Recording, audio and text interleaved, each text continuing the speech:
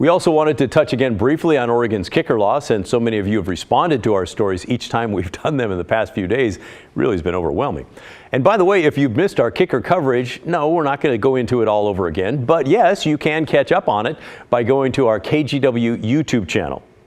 Today, Laurel Porter asked Governor Kotek for her thoughts on the kicker and the very slim chance that lawmakers try to use some of that money for state projects.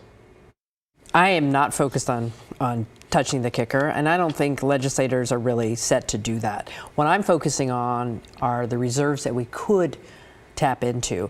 We have $2 billion in reserves here in the state. That is a good place to be when, we're always up and down about whether there's a recession coming.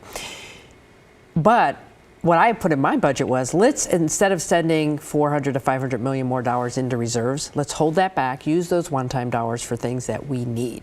That is a much more current conversation on what's going to happen. There's nothing happening with the kicker. But what if it does?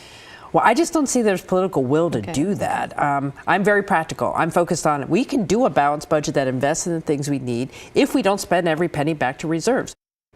But the heads of the Ways and Means Committee disagree. We've already talked to them about that. Now, for lawmakers to raid the kicker fund to use for projects, it would require a 2/3 majority vote in both chambers. And with the current makeup of the legislature, very unlikely that's going to happen. In fact, my sources tell me, frankly, it's not going to happen. The kicker will go back to taxpayers. And there you have the governor saying the very same thing.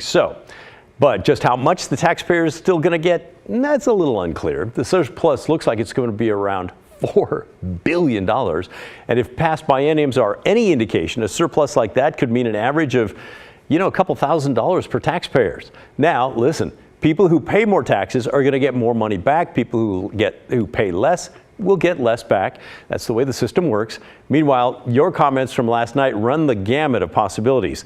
There are those who are like Todd, who want the kicker money back. Todd writes, Oregon's kicker provides a modicum of control on runaway taxation. We probably all know people who say that when they retire, they're going to leave Oregon because its tax rates are too high.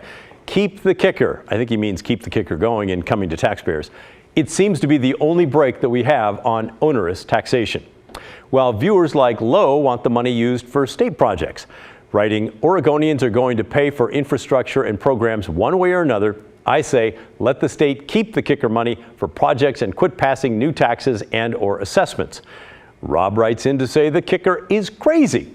Oregon could use the money for lots of worthwhile things like public defenders, those calling it my money or nuts. When you spend money at Fred Meyer, it's no longer yours. Same with your taxes. It's no longer yours, it's the state's.